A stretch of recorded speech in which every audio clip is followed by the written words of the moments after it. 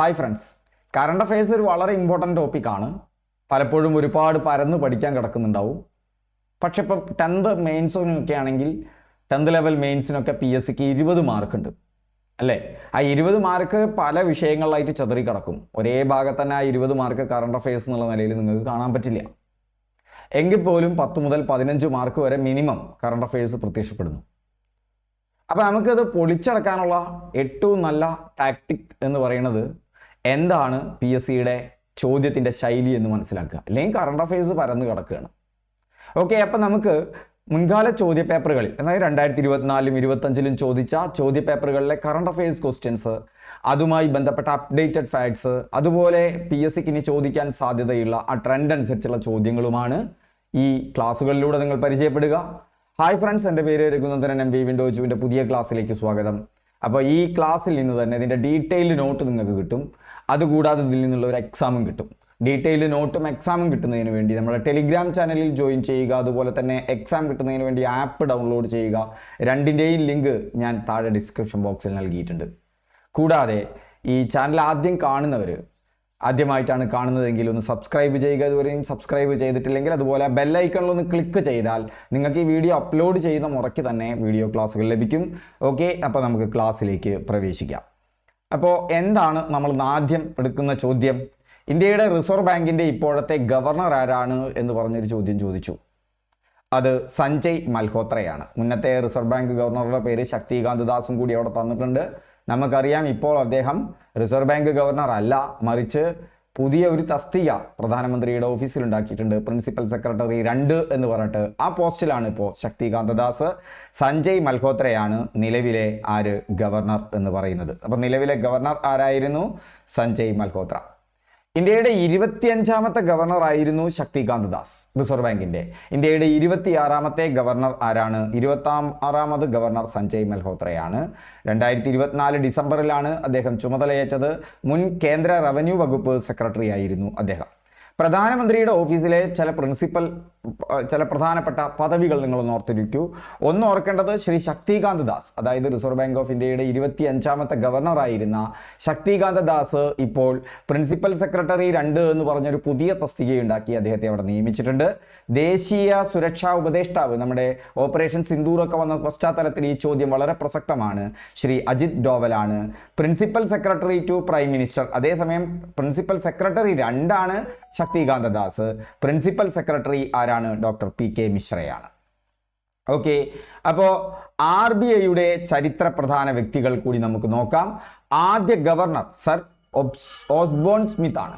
Reserve bank of ഇന്ത്യയുടെ ആദ്യത്തെ governor ആരാണ്? സർ ഓസ്ബോൺ സ്മിത്ത് ആണ്. ആദ്യ ഇന്ത്യൻ ഗവർണർ CD ദേശ്മുഖ് ആണ്. ആദ്യ ഇന്ത്യൻ ഗവർണർ ആരാണ്? CD ദേശ്മുഖ്. പ്രധാനമന്ത്രിയായ റിസർവ് ബാങ്ക് ഓഫ് ഇന്ത്യയുടെ ഗവർണർ എന്ന് പറയുന്നത് ഡോക്ടർ മൻമോഹൻ സിംഗ് ആണ്. അതായത് റിസർവ് ബാങ്ക് ഓഫ് ഇന്ത്യയുടെ ഗവർണർ ആയതിനു ശേഷം പ്രധാനമന്ത്രിയായ വ്യക്തി മൻമോഹൻ സിംഗ്. ആദ്യ ഇന്ത്യൻ ഗവർണർ CD ദേശ്മുഖ് ആണ്. എന്നാൽ ആദ്യ ഗവർണർ ആരാണെന്ന് ചോദിച്ചാൽ സർ ഓസ്ബോൺ സ്മിത്ത് ആണ്. നിലവിലെ ഗവർണർ ആരാണ്? നിലവിലെ ഗവർണർ മറന്നു പോകണ്ട, നിലവിലെ ഗവർണർ എന്ന് പറയുന്നത് സഞ്ജയ് മൽഹോത്രയാണ്. അദ്ദേഹം 26ാമത്തെ റിസർവ് ബാങ്ക് ഓഫ് ഇന്ത്യയുടെ ഗവർണറാണ്. ഓക്കെ, അത് കഴിഞ്ഞാൽ ലോകബാങ്കുമായി ബന്ധപ്പെട്ടൊരു ചോദ്യമാണ് ആ ചോദ്യ പേപ്പറിൽ ചോദിച്ചത്. ഇപ്പോഴത്തെ ലോകബാങ്ക് പ്രസിഡന്റ് ആരാണ്? ഇപ്പോഴത്തെ ലോകബാങ്ക് പ്രസിഡന്റ് അജയ് ബംഗയാണ്. ഓർത്തിരിക്കണം, അദ്ദേഹം ഇന്ത്യൻ വംശജനാണ്. അതുകൊണ്ട് തന്നെ ആ ചോദ്യം വളരെ പ്രസക്തമാണ്. ഇന്ത്യക്കാര് അന്തർദേശീയ രംഗത്ത് നേട്ടങ്ങൾ കൈവരിക്കുമ്പോൾ കേരളീയർ ദേശീയ രംഗത്തും അന്തർദേശീയ രംഗത്തും നേട്ടം കൈവരിക്കുമ്പോൾ, അല്ലെങ്കിൽ കേരളം ഇന്ത്യയിലാകമാനമോ ഇന്ത്യ ലോകത്താകമാനമോ ചില നേട്ടങ്ങൾ കൈവരിക്കുമ്പോൾ അതൊക്കെ കറണ്ട് അഫയേഴ്സിലെ ചോദ്യങ്ങളായി വരാൻ സാധ്യതയുണ്ട്. അപ്പോൾ നിലവിലെ പ്രസിഡന്റ് അജയ് ബംഗ 14ാമത്തെ ലോകബാങ്ക് പ്രസിഡന്റാണ്. ആദ്യത്തെ ഇന്ത്യൻ വംശജനാണ്. ലോകബാങ്ക് പ്രസിഡന്റ് ആകുന്ന ആദ്യത്തെ ഇന്ത്യൻ വംശജനാണ്. 2023 അദ്ദേഹം ചുമതലയേറ്റത്. ലോകബാങ്കിന്റെ തലപ്പത്തെത്തുന്ന ആദ്യ ഇന്ത്യൻ വംശജനാണ് അജയ് ബംഗ എന്ന് പറയുന്നത്. ലോകബാങ്കുമായി ബന്ധപ്പെട്ട കാര്യങ്ങൾ നോക്കുമ്പോൾ ലോകബാങ്ക് രൂപീകരിക്കപ്പെടുന്നത് 1944 ബ്രെട്ടൺ വുഡ് ഇരട്ടകൾ എന്നാണ് അറിയപ്പെടുക. അവിടെ നമുക്ക് നോക്കൂ, ഇരട്ടകൾ. അപ്പോൾ 2 2 അതിന് പകരം 4 2 ഇരട്ടിയാണ്. ബ്രെട്ടൺ വുഡ് ഇരട്ടകൾ എന്നുണ്ടായി എന്ന് ഓർത്ത് വയ്ക്കാൻ വളരെ എളുപ്പമാണ്. ഇരട്ടകളാണ്, 44 ബ്രെട്ടൺ വുഡ് ഇരട്ടകൾ 1944 ഏതെല്ലാമാണ്? അതിൻ്റെ ആസ്ഥാനം വാഷിങ്ടൺ DC ആണ്. ഈ 2 ബ്രെട്ടൺ വുഡ് ഇരട്ടകളുടെയും, അതായത് IMF-ഉം ലോക ബാങ്കുമാണ് 1944 രൂപീകൃതമായത്. ഏതാണ്? IMF-ഉം ലോക ബാങ്കും. നമ്മൾ വേൾഡ് ട്രേഡ് ഓർഗനൈസേഷൻ ഉണ്ട്. ആ വേൾഡ് ട്രേഡ് ഓർഗനൈസേഷൻ പക്ഷേ 1995 വേൾഡ് ട്രേഡ് ഓർഗനൈസേഷൻ ഒരിക്കലും ബ്രെട്ടൺ വുഡ് ഇരട്ടയിൽ വരുന്നില്ല. 1944 ബ്രെട്ടൺ വുഡ് സമ്മേളനത്തിൻ്റെ ഭാഗമായി രൂപീകൃതമായ 2 സംഘടനകളാണ് IMF-ഉം വേൾഡ് ബാങ്കും. ഇടയ്ക്കിടയ്ക്ക് PSC ചോദിക്കുന്നതാണ്. രണ്ടിൻ്റെയും ആസ്ഥാനം വാഷിങ്ടൺ ആണ്. ഔദ്യോഗിക ലക്ഷ്യം, ഈ വേൾഡ് ബാങ്കിൻ്റെ മുദ്രാവാക്യം ദാരിദ്ര്യരഹിതമായ ഒരു ലോകത്തിനായി പ്രവർത്തിക്കുക എന്നുള്ളതാണ്. എന്താണ് അതിൻ്റെ ലക്ഷ്യം? ദാരിദ്ര്യരഹിതമായ ഒരു ലോകത്തിനായി പ്രവർത്തിക്കുക എന്നുള്ളതാണ്. പരമ്പരാഗതമായി അമേരിക്കൻ പ്രസിഡന്റ് നാമനിർദ്ദേശം ചെയ്യുന്ന ഒരു അമേരിക്കൻ പൗരനാണ്. നമ്മുടെ അജയ് ബംഗയും അമേരിക്കൻ പൗരനാണ്, പക്ഷേ ഇന്ത്യൻ വംശജനാണ്. അദ്ദേഹം ഇന്ത്യയിലാണ് ജനിച്ചിട്ടുള്ളത്. ബ്രെട്ടൺ വുഡ് ഇരട്ടകൾ ഇന്ത്യയിൽ ജനിച്ചു എന്ന് മാത്രമല്ല, ഇന്ത്യൻ വംശജൻ കൂടിയാണ്. എന്താണ് ബ്രെട്ടൺ വുഡ് ഇരട്ടകൾ? 1944 അമേരിക്കയിലെ ബ്രെട്ടൺ വുഡ്സിൽ നടന്ന സമ്മേളനത്തിലാണ് ലോകബാങ്കും അന്താരാഷ്ട്ര നാണയനിധിയും രൂപീകൃതമായത്. അതിനാൽ ഇവ രണ്ടും എന്ന പേരിൽ അറിയപ്പെടുന്നു? ബ്രെട്ടൺ വുഡ് ഇരട്ടകൾ എന്ന് അറിയപ്പെടുന്നു. ലോകബാങ്കിൻ്റെ സ്ഥാപക അംഗങ്ങളിൽ ഒന്നാണ് ഇന്ത്യ. ലോകബാങ്കിൻ്റെ സ്ഥാപക അംഗങ്ങളിൽ ഒന്നാണ് ഇന്ത്യ. മറ്റൊന്ന് 2024 പാരീസ് ഒളിമ്പിക്സ് ആണ്. നിർബന്ധമായും നമുക്ക് ഈ ചോദ്യം പ്രതീക്ഷിക്കാം. ഒളിമ്പിക്സിൽ നിന്ന് അത്ര ചോദ്യങ്ങൾ വരാറുണ്ട്. 2024 പാരീസ് ഒളിമ്പിക്സിൽ ഹോക്കിയിൽ വെങ്കല മെഡൽ നേടിയ മലയാളി താരം, നിങ്ങൾക്ക് ആർക്കും സംശയം ഉണ്ടാവില്ല, PR ശ്രീജേഷ് ആണ്. ഹോക്കിയിൽ ഒളിമ്പിക്സിൽ വെങ്കല മെഡൽ നേടിയ ഇന്ത്യൻ താരം, ആ ടീമിലുണ്ടായിരുന്ന ഇന്ത്യൻ താരം ആരാണ്? PR ശ്രീജേഷ് ആണ്. ഇന്ത്യക്ക് ആകെ എത്ര മെഡലുകളാണ് ഈ 2024 ഒളിമ്പിക്സിൽ കിട്ടിയത്? ഇന്ത്യക്ക് കിട്ടിയത് ആകെ 6 മെഡലുകളാണ്. ഓർക്കണം, 1 വെള്ളിയും 5 വെങ്കലവുമാണ്. എത്ര മെഡലുകളാണ് കിട്ടിയത് ഒളിമ്പിക്സിൽ? 6 മെഡലുകൾ, 1 വെള്ളി 5 വെങ്കലം. അപ്പോൾ അവിടെ നീരജ് ചോപ്രയെ നിങ്ങൾ ഓർക്കണം. അതിൽ ജാവലിൻ ത്രോയിൽ വെള്ളി കിട്ടിയത് നീരജ് ചോപ്രയ്ക്കാണ്. നീരജ് ചോപ്ര ജാവലിൻ ത്രോ അത്ലറ്റിക്സിൽ വെള്ളി കിട്ടിയത്. മനു ഭാക്കറിനെ നിങ്ങൾ ഓർക്കണം. ഷൂട്ടിംഗ് 10 മീറ്റർ എയർ പിസ്റ്റൾ വനിതയിൽ വെങ്കലം കിട്ടിയത് മനു ഭാക്കറിനാണ്. 2 ഓർക്കുക. മനു ഭാക്കറും സർബജ്ജോത് സിംഗും കൂടി ഷൂട്ടിംഗ് അവിടെ തന്നെ 10 മീറ്റർ മിക്സഡിൽ, രണ്ടും 10 മീറ്ററിലാണ്, എയർ പിസ്റ്റൾ മിക്സഡിൽ വെങ്കലം നേടി. അപ്പോൾ ഇന്ത്യക്ക് 10 മീറ്ററിൽ വ്യക്തിഗത ഇനത്തിൽ മനു ഭാക്കറിന് വെങ്കലമുണ്ട്. മിക്സഡിലും എന്തുണ്ട്? വെങ്കലമുണ്ട്. മനു ഭാക്കറിൻ്റെ ഒപ്പം ആരാണ്? സരബ്ജോത് സിംഗ് ആണ്. ആരാണ് അദ്ദേഹത്തിൻ്റെ പേര്? സരബ്ജോത് സിംഗ്. സ്വപ്നിൽ കുസാലെ, എന്ത് രസമുള്ള പേരാണ് അല്ലേ? ഷൂട്ടിങ്ങിലാണ്. അത് എന്തിലല്ല, ഇത് ഷൂട്ടിംഗ് തന്നെയാണ്. അത് ഏതിലാണ്? എയർ പിസ്റ്റൾ മിക്സഡ് ആണ്. ഇവിടെ 50 മീറ്റർ റൈഫിൾ പൊസിഷൻസിൽ സ്വപ്നിൽ കുസാലെ വെങ്കലം നേടി. അപ്പോൾ നമുക്ക് ഓർക്കുക, ഷൂട്ടിങ്ങിൽ നമുക്ക് 3 മെഡലുകളുണ്ട്. ഒന്ന് സ്വപ്നിൽ കുസാലെ, മറ്റൊന്ന് മനു ഭാക്കറും സർബ്ജോത് സിംഗും കൂടി, മറ്റൊന്ന് മനു ഭാക്കർ ഒറ്റയ്ക്ക്. ഒന്ന് 10 മീറ്ററിലാണ്, മറ്റത് 50 മീറ്റർ റൈഫിളിലാണ്. ഇത് എയർ പിസ്റ്റളിലാണ്, ഇത് റൈഫിളിലാണ്. പുരുഷനാണ്. സ്വപ്നിൽ കുസാലെ കൊണ്ടുപോയിട്ട് പെൺകുട്ടിയാണെന്ന് വിചാരിക്കേണ്ട. വെങ്കലം 3. ഇനി ഇന്ത്യൻ പുരുഷ ഹോക്കി ടീമിന് വെങ്കലം കിട്ടി. ഹോക്കിയിൽ അമൻ സെഹ്റാവത്ത് ഗുസ്തിയിൽ ഫ്രീ സ്റ്റൈൽ 57 കിലോ പുരുഷനിൽ വെങ്കലം. സോ നമുക്ക് 1 വെള്ളി 5 വെങ്കലങ്ങൾ. അതിൽ 3 വെങ്കലങ്ങൾ എവിടെയാണ്? ഷൂട്ടിങ്ങിലാണ്. 3 വെങ്കലങ്ങൾ എവിടെയാണ്? മറന്നു പോകണ്ട, ഷൂട്ടിങ്ങിലാണ്. ഒന്ന് സ്വപ്നിൽ കുസാലേക്ക് 50 മീറ്റർ റൈഫിളിൽ, മനു ഭാക്കർ ആൻഡ് സർബ്ജോത് സിംഗ് മിക്സഡിൽ എവിടെയാണ്? 10 മീറ്റർ എയർ പിസ്റ്റളിൽ. മനു ഭാക്കറിന് ഒറ്റയ്ക്ക് 10 മീറ്റർ എയർ പിസ്റ്റൾ വനിതയിൽ. ഇനി ഇന്ത്യൻ പുരുഷ ഹോക്കി ടീം 1 വെങ്കലം നേടി. അമൻ സെഹ്റാവത്ത് ഗുസ്തിയിൽ നേടി. അപ്പം ഗുസ്തി, ഹോക്കി, പിന്നെ ഏതാണ്? ഷൂട്ടിംഗ്. ഇത് കൂടാതെ ജാവലിൻ ത്രോയിൽ നീരജ് ചോപ്രയും. എളുപ്പമായിട്ട് നമുക്ക് കാറ്റഗറൈസ് ചെയ്തിട്ട് ഓർമ്മിച്ച് വെക്കാം. ഇങ്ങനെ 1 വെള്ളിയും 5 വെങ്കലവും അടക്കം 6 കിരീടങ്ങളാണ്, 6 മെഡലുകളാണ്. തുടർച്ചയായി 2 ഒളിമ്പിക്സിൽ വ്യക്തിഗത മെഡൽ നേടിയ ഒരു റെക്കോർഡാണ് അതോടുകൂടി നീരജ് ചോപ്ര തീർത്തത്. അതിന് മുന്നേയുള്ള ഇതിൽ സ്വർണ്ണമുണ്ട്, ഇപ്പോൾ വെള്ളിയുണ്ട്. അപ്പോൾ തുടർച്ചയായ 2 ഒളിമ്പിക്സിൽ വ്യക്തിഗത മെഡൽ നീരജ് ചോപ്ര 2ാമത്തെ ഇന്ത്യൻ താരമാണ് അങ്ങനെ ലഭിക്കുന്ന. ഒരൊറ്റ ഒളിമ്പിക്സിൽ 2 മെഡൽ നേടിയ ഏക ഇന്ത്യൻ വനിത, ആദ്യ ഇന്ത്യൻ വനിത ആദ്യ ഇന്ത്യൻ വനിത ആരാണ്? മനു ഭാക്കറാണ്. എവിടെയൊക്കെ കിട്ടി? മനു ഭാക്കറിന് നമുക്കറിയാം, മനു ഭാക്കറിന് എവിടെയൊക്കെ കിട്ടി? മനു ഭാക്കറിന് ഷൂട്ടിംഗ് 10 മീറ്റർ എയർ പിസ്റ്റൾ വനിതയിൽ കിട്ടി. മാത്രമല്ല മനു ഭാക്കറും സർബ്ജോത് സിംഗും കൂടി ഒന്നിച്ച് 10 മീറ്റർ എയർ പിസ്റ്റൾ മിക്സഡ് ടീമിൽ എന്ത് കിട്ടി? വെങ്കലം കിട്ടി. അപ്പോൾ അതോർക്കുക, ഒരൊറ്റ ഒളിമ്പിക്സിൽ 2 മെഡൽ നേടിയ ആദ്യത്തെ ഇന്ത്യൻ വനിത മനു ഭാക്കറാണ്. തുടർച്ചയായ 2ാം ഒളിമ്പിക്സിൽ വെങ്കല മെഡൽ അത് ഇന്ത്യൻ പുരുഷ ഹോക്കി ടീമിനാണ്. ഇന്ത്യൻ പുരുഷ ഹോക്കി ടീം അതിന് മുന്നേ നടന്ന ഒളിമ്പിക്സിലും വെങ്കലം നേടി, ഈ ഇതിലും വെങ്കലം നേടി. അതുപോലെ തന്നെ ഇന്ത്യയുടെ ഒളിമ്പിക്സ് ചരിത്രത്തിലെ 2ാമത്തെ മികച്ച എന്തായിരുന്നു? മെഡൽ വേട്ടയായിരുന്നു 2024 പാരീസിൽ നടന്ന ഒളിമ്പിക്സിൽ. അതുപോലെ തന്നെ 4ാം സ്ഥാനം നേടി മലയാളി, അത് മറക്കണ്ട, എം ശ്രീശങ്കർ. ഒളിമ്പിക്സ് ലോങ് ജമ്പിലെ ഒരു ഇന്ത്യൻ താരത്തിൻ്റെ എക്കാലത്തെയും മികച്ച പ്രകടനമാണ് ലോങ് ജമ്പിൽ എം ശ്രീശങ്കർ. അതുപോലെ തന്നെ അദിതി അശോക് ഗോൾഫിലും 4ാം സ്ഥാനം നേടി. അപ്പം എം ശ്രീശങ്കറിനെയും അതുപോലെ തന്നെ ആരെയും മറക്കണ്ട. നമ്മൾ ഓർക്കുമ്പോൾ നമ്മൾ മറക്കാൻ പാടില്ലാത്ത ഒരാളാണ് ആര്? PR ശ്രീജേഷ്. ഈ 2 മലയാളികളെയും ഒളിമ്പിക്സ് വരുമ്പോൾ PR ശ്രീജേഷ് ഹോക്കിയിൽ, എം ശ്രീശങ്കർ ലോങ് ജമ്പിൽ ഒളിമ്പിക്സിൽ. മറ്റൊരു പ്രധാനപ്പെട്ട ചോദ്യം വന്നത് സെൻട്രൽ വിസ്ത പദ്ധതിയുമായി ബന്ധപ്പെട്ടതാണ്. ഇന്ത്യയിൽ അത് സെൻട്രൽ വിസ്തയിലേക്ക് വരാട്ടോ, ഞാൻ വിട്ടുപോയിട്ടോ നോട്ടെ, ഇല്ലെങ്കിൽ നമുക്ക് അടുത്തേക്ക് ഉൾപ്പെടുത്താം ചോദ്യം.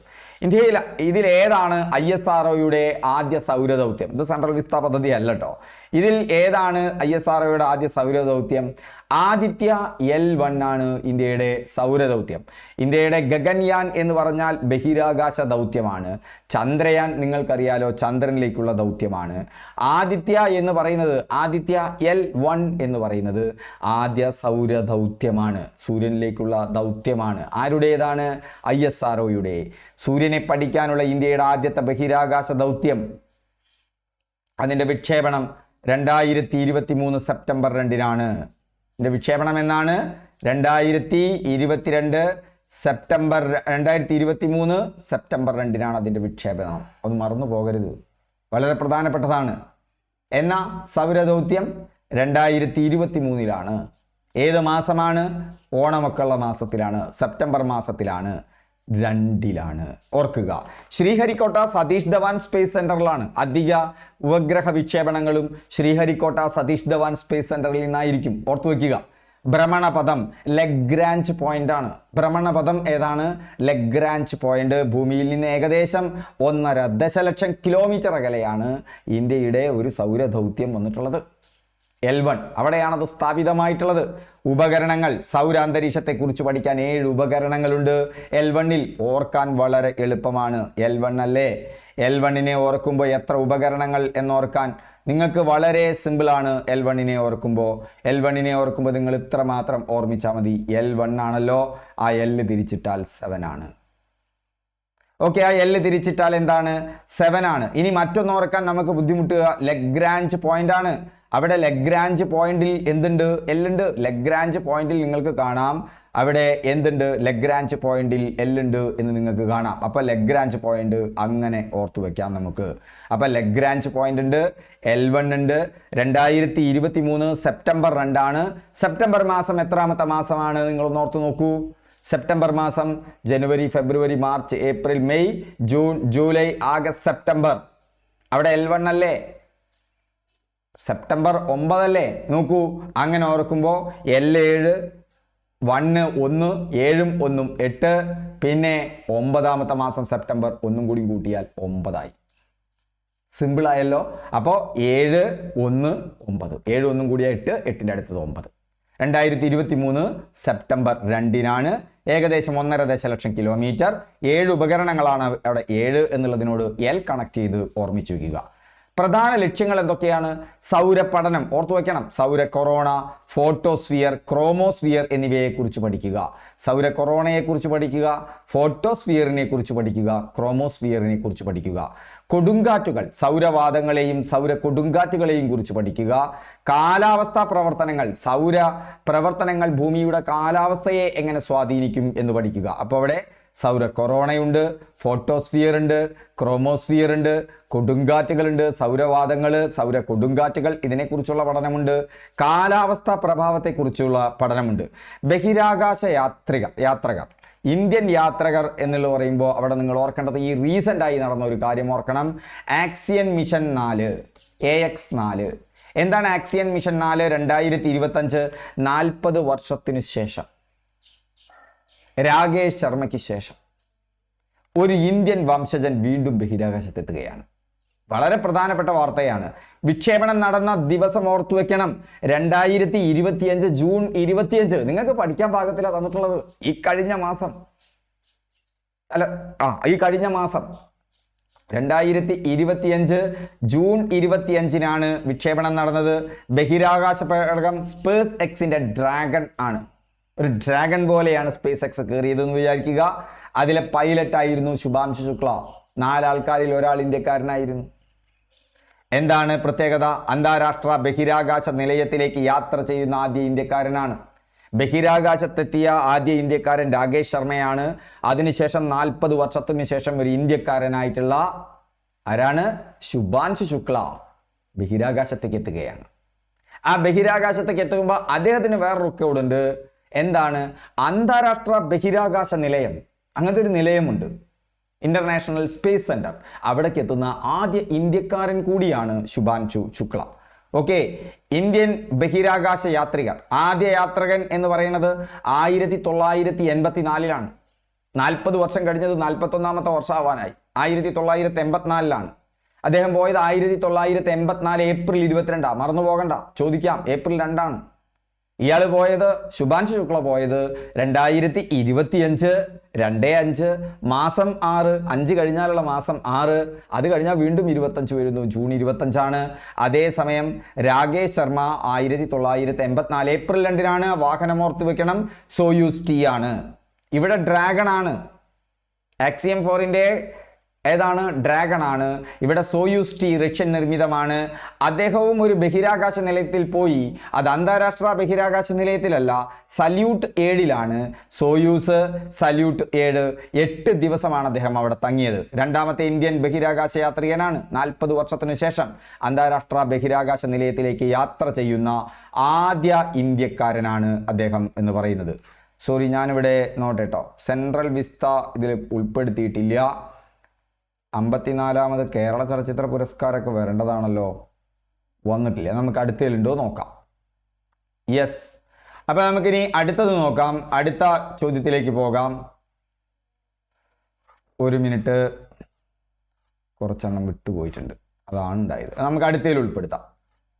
വിട്ടു പോയിട്ടുണ്ടെങ്കിൽ ഇനി ഇവിടെ നോട്ടെ. ഓക്കെ, ഞാനത് ഉൾപ്പെടുത്തി എന്നുള്ളതാണ് എൻ്റെ വിചാരം. ആ ചോദ്യം കൂടി ഉൾപ്പെടുത്തേണ്ടതായിരുന്നു, വിട്ടുപോയിട്ടുണ്ട്. അല്ലെങ്കിൽ നോട്ടിലുണ്ടായിരിക്കും. നോട്ട് നോക്കി നിങ്ങൾ നന്നായി പഠിക്കണം, അത് വളരെ പ്രധാനപ്പെട്ട ഒരു ഭാഗമാണ്. ഓക്കെ, നമുക്ക് ഇനി ഇതിലേക്ക് പോകാം. പുസ്തകങ്ങളും സാഹിത്യവും. മാധവ് ഗാഡ്ഗിലിൻ്റെ 2 ചോദ്യം, സെൻട്രൽ വിസ്ത അതുപോലെ തന്നെ കേരള സാഹിത്യ അക്കാദമിയുമായി കേരള സാഹിത്യ അക്കാദമിയുമായി ബന്ധപ്പെട്ടതല്ല, ഫിലിം അവാർഡ്, ചലച്ചിത്ര അവാർഡുമായി ബന്ധപ്പെട്ട 2 ചോദ്യങ്ങളും കൂടി ഞാൻ ഇതിൽ ഉൾപ്പെടുത്തേണ്ടതായിരുന്നു. പക്ഷെ നമ്മുടെ പ്രസന്റേഷനിൽ വന്നിട്ടില്ല. നമുക്ക് അടുത്തതിൽ ഉൾപ്പെടുത്താമത് മാധവ് ഗാഡ്ഗിലിൻ്റെ പശ്ചിമഘട്ടം ഒരു പ്രണയകഥ എന്ന കൃതിക്ക് അവതാരിക എഴുതിയതാര്? അത് ഡോക്ടർ MS സ്വാമിനാഥനാണ്. ഹരിത വിപ്ലവത്തിന്റെ പിതാവ് അല്ലേ? മാധവ് ഗാഡ്ഗിലിൻ്റെ പശ്ചിമഘട്ടം ഒരു പ്രണയകഥ. രചയിതാവ് മാധവ് ഗാഡ്ഗിൽ പ്രമുഖ പരിസ്ഥിതി ശാസ്ത്രജ്ഞനാണ്. പശ്ചിമഘട്ടത്തെക്കുറിച്ചും പ്രകൃതിയെക്കുറിച്ചും മനുഷ്യന്റെ ഇടപെടലുകളെക്കുറിച്ചുമുള്ള കാഴ്ചപ്പാടുകളാണ്. ഇത് അദ്ദേഹത്തിന്റെ ആത്മകഥയാണ്. മാധവ് ഗാഡ്ഗിലിൻ്റെ ആത്മകഥയാണ്. ഇതിന് അവതാരിക എഴുതിയത് ഡോക്ടർ MS സ്വാമിനാഥനാണ്. പശ്ചിമഘട്ട പരിസ്ഥിതി വിദഗ്ധ സമിതി, അതാണ് മാധവ് ഗാഡ്ഗിലിനെ ഓർക്കേണ്ടത്. Western Ghat ecologic expert panel, India ഗവൺമെന്റിന്റെ വന പരിസ്ഥിതി മന്ത്രാലയം, ജൈവ വൈവിധ്യ പരിസ്ഥിതി സംരക്ഷണ മേഖലകളിലെ 14 വിദഗ്ധർ. അതിൻ്റെ ചെയർമാനായിരുന്നു ഗാഡ്ഗിൽ. പരിസ്ഥിതി ലോലം എന്ന വിഭാഗത്തിൽപ്പെടുത്തേണ്ട പശ്ചിമഘട്ടത്തിലെ അതിരുകളെക്കുറിച്ച് പഠനം നടത്തിയ സമിതിയാണ് പശ്ചിമഘട്ട പരിസ്ഥിതി വിദഗ്ധ സമിതി, WGEEP. വെസ്റ്റേൺ ഘാട്ട് എന്നാണ് ആ WG ഉദ്ദേശിക്കുന്നത് എന്ന് പറഞ്ഞാൽ പശ്ചിമഘട്ടം. അതിൻ്റെ ചെയർമാനായിരുന്നു ആര്? ഗാഡ്ഗിൽ. ഇനി കേരളത്തിൽ ആദ്യമായി ISO സർട്ടിഫിക്കേഷൻ ലഭിച്ച റെയിൽവേ സ്റ്റേഷൻ ഏതാണ്? അത് തിരുവനന്തപുരം സെൻട്രൽ ആണ് കേരളത്തിൽ ആദ്യമായി ISO സർട്ടിഫിക്കേഷൻ ലഭിച്ച റെയിൽവേ സ്റ്റേഷൻ. പ്രധാന നേട്ടം, കേരളത്തിൽ ആദ്യമായി ISO സർട്ടിഫിക്കേഷൻ ലഭിച്ച റെയിൽവേ സ്റ്റേഷൻ എന്ന പ്രത്യേകത തിരുവനന്തപുരം റെയിൽവേ സ്റ്റേഷനുണ്ട്. മറ്റൊരു ചോദ്യം ഹോക്കിയുമായി ബന്ധപ്പെട്ടതായിരുന്നു. ഈ ഹോക്കിയുമായി ബന്ധപ്പെട്ട ചോദ്യം നിങ്ങൾക്ക് എന്താവാൻ സാധ്യതയുണ്ട്? തെറ്റായി പോവാൻ സാധ്യതയുണ്ട്. എന്താണ് തെറ്റായി പോവാൻ സാധ്യതയുള്ളത്? ഏഷ്യ കപ്പും ചാമ്പ്യൻസ് ട്രോഫിയും രണ്ടെണ്ണമാണ്. ഏഷ്യ കപ്പ് വേറെയാണ് ഹോക്കിയിൽ, ഏഷ്യൻ ചാമ്പ്യൻസ് ട്രോഫിയുമുണ്ട് ഹോക്കിയിൽ. ഇത് രണ്ടും മാറിപ്പോകരുത്. എന്താണ് അവ തമ്മിലുള്ള വ്യത്യാസം? ഏഷ്യ കപ്പ് അല്ലെങ്കിൽ ചാമ്പ്യൻസ് ട്രോഫി എന്നൊന്നും പറയുന്നില്ല. ഏഷ്യ കപ്പ് എന്ന് പറഞ്ഞാൽ നിങ്ങൾ ഓർക്കുക, എന്താണ് ഏഷ്യ കപ്പ് എന്ന് പറയുന്നത്? ഏഷ്യ കപ്പ് എന്ന് പറയുന്നത് ഇത്ര മാത്രമേ ഉള്ളൂ. ഏഷ്യ കപ്പ് എന്ന് പറയുന്നത്, ഒരു മിനിറ്റ്, ഏഷ്യ കപ്പ് എന്ന് പറയുന്നത് ഏഷ്യയിലെ ഏറ്റവും പ്രധാനപ്പെട്ടതും പഴക്കമുള്ളതുമായ ഒരു ഔദ്യോഗിക ഹോക്കി ചാമ്പ്യൻഷിപ്പാണ്. ഔദ്യോഗിക ഹോക്കി ചാമ്പ്യൻഷിപ്പാണ്. ഇതിലെ ചാമ്പ്യന്മാരാണ് പിന്നീട് ലോക ഹോക്കി ടൂർണമെന്റുകളിലും അതുപോലെ തന്നെ ഹോക്കി ഫെഡറേഷൻ നടത്തുന്ന ലോക വേൾഡ് കപ്പിലും അതുപോലെ തന്നെ ഒളിമ്പിക്സിലും ഒക്കെ പങ്കെടുക്കുക. ഇതൊരു ക്വാളിഫയിങ് മത്സരമാണെന്ന് കൂടി കൂട്ടാം. ഏഷ്യൻ കപ്പ് എന്ന് പറയുന്നത് ചാമ്പ്യൻസ് ട്രോഫി അല്ല, അതൊരു പ്രത്യേക ട്രോഫിക്ക് വേണ്ടിയുള്ള മത്സരമാണ്. ഓക്കെ, ഇതിൻ്റെ 4 വർഷത്തിലൊരിക്കലാണ് ഇത് നടക്കുക. ഏഷ്യൻ ട്രോഫി, ഏഷ്യ കപ്പ്, ലോകകപ്പ്, ഒളിമ്പിക്സ് തുടങ്ങിയ വലിയ ടൂർണമെന്റുകളിലേക്കുള്ള നേരിട്ടുള്ള യോഗ്യതയാണ്. മനസ്സിൽ ഉറപ്പിച്ചല്ലോ. ഇത് ചോദ്യം മിസ്സാവും, അതുകൊണ്ടാണ് ഞാൻ പറയണത്. ഇപ്പം ഏഷ്യ കപ്പ് എന്ന് പറയുന്നത് എന്താണ്? ഹോക്കിയിൽ ഏഷ്യ കപ്പ് എന്ന് പറഞ്ഞാൽ ഒളിമ്പിക്സിലേക്ക് അതുപോലെ തന്നെ ലോക ഹോക്കി ഫെഡറേഷൻ നടത്തുന്ന ലോക കപ്പിലേക്കൊക്കെയുള്ള ഒരു യോഗ്യതാ മത്സരം കൂടിയാണ്. 4 വർഷത്തിലൊരിക്കലാണ് നടക്കുക. അതിനും ഒരു ചാമ്പ്യൻ ഉണ്ടാവും. ഏഷ്യൻ ചാമ്പ്യൻസ് ട്രോഫി ഏഷ്യയിലെ ഏറ്റവും മികച്ച റാങ്കിലുള്ള മുൻനിരയിലുള്ള 6 ടീമുകൾക്കുള്ള മത്സരമാണ്. വളരെ പ്രസ്റ്റീജിയസ് ആയിട്ടുള്ളൊരു മത്സരമാണ്.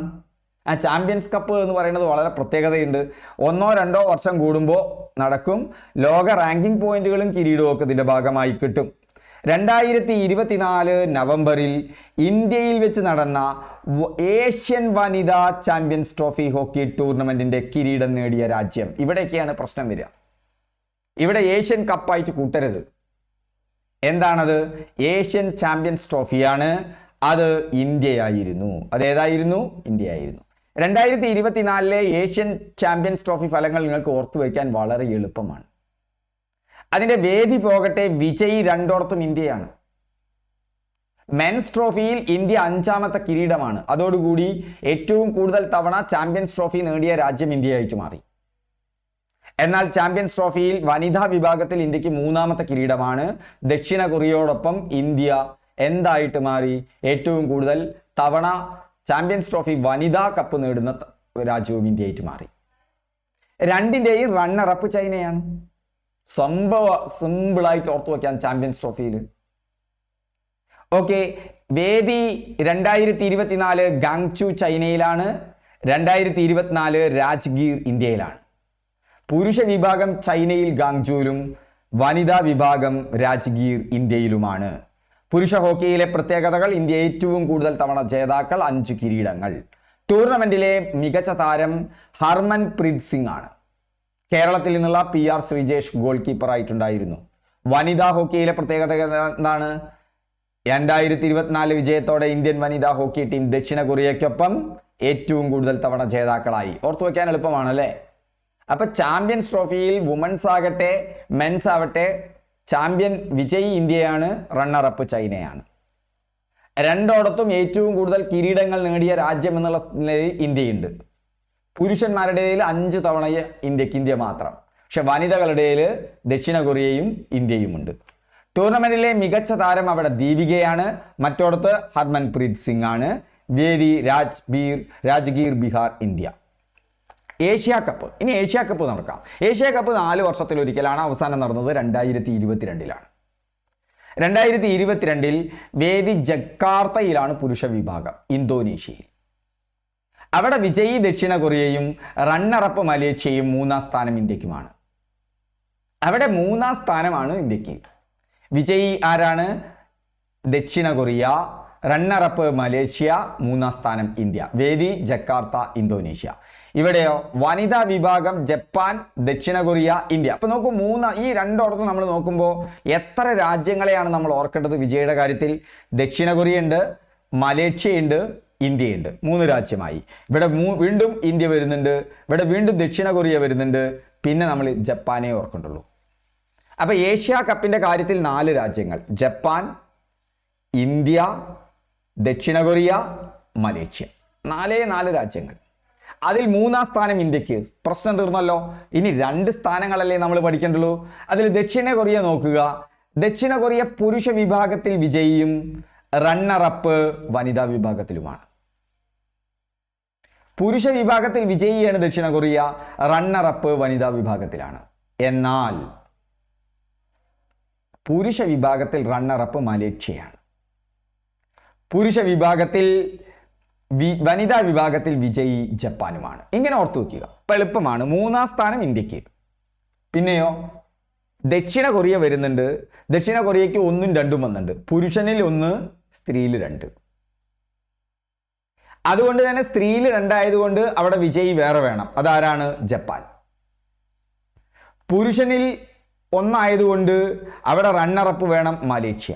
ഈ മലേഷ്യ 2-ാം സ്ഥാനം നേടിയ അതേ സ്ഥലം, അവിടെ വേദി ഏതാണ്? Indonesia, Jakarta.